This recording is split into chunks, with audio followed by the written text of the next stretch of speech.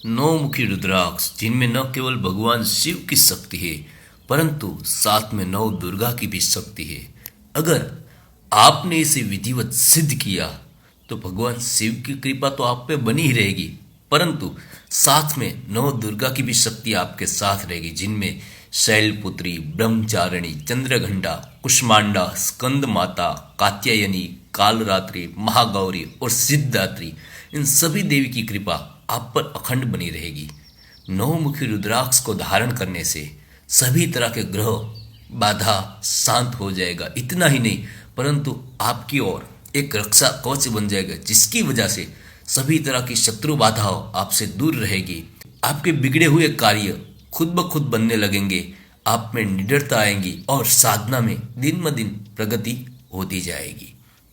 यह साधना करने के लिए सबसे उत्तम दिन है नवरात्रि का समय। एक साल में 4 बार नवरात्रि आती है। इनमें से सबसे सर्वश्रेष्ठ अगर नवरात्रि है तो वो है गुप्त नवरात्रि, जो तांत्रिकों की नवरात्रि कहा जाती है।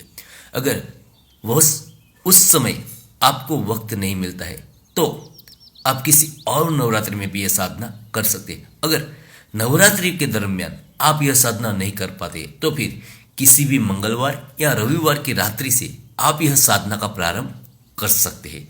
नवमुखी रुद्राक्ष को सिद्ध करने के लिए जो सामग्री लगेगी वो है लाल या काला आसन, नवमुखी रुद्राक्ष, पंचामृत, गंगाजल, लाल पुष्प, कुमकुम, चंदन, धूप, दीप, बेलपत्र, लाल धागा या चांदी रुद्राक्ष को धारण करने के लिए।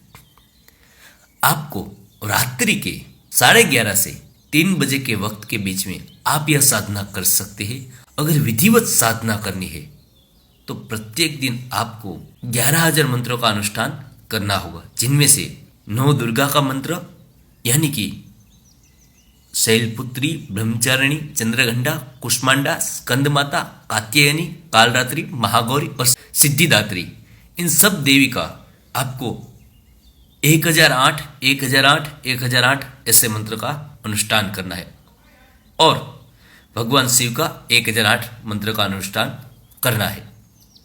इस साधना से आपको शीघ्र फल मिलेगा। उतना ही नहीं परंतु जो जो बाधाएं मैंने आपको बताई वो सब नष्ट हो जाएगी और आपकी ओर एक अलग ही ऑरा उत्पन्न होगा। सबसे पहले आपको भगवान शिव का अनुष्ठान करना है और प्रत्येक 108 मंत्र पे आपको 10 आहुति देनी है, यानी कि 1008 में आपको कम से कम 100 आहुति देनी है। उसके बाद आपको क्रमबद्ध 9 दुर्गा का अनुष्ठान करना है। आप यह साधना 1 दिन से लेकर 41 दिन तक कर सकते हैं। आप पर निर्भर रहता है आप कितने दिन का अनुष्ठान करते हैं।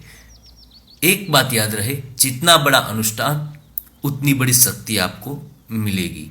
यह अनुष्ठान पूर्ण होने के बाद मां से और भगवान शिव से क्षमा याचना करें और उसके बाद इस रुद्राक्ष को सुबह ब्रह्म मुहूर्त में आपको धारण करना है।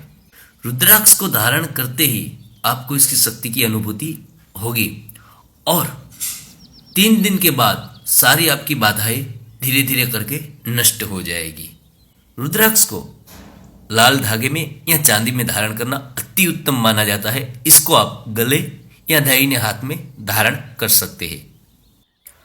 अगर आप 9 अलग अलग देवी की पूजा करना नहीं चाहते हैं, सिर्फ एक ही देवी की पूजा करना चाहते हैं, तो फिर आप 9 दुर्गा का अनुष्ठान करके भी यह रुद्राक्ष सिद्ध कर सकते हैं। आप पे निर्भर रहता है आप कौन सा रास्ता अपनाते हैं।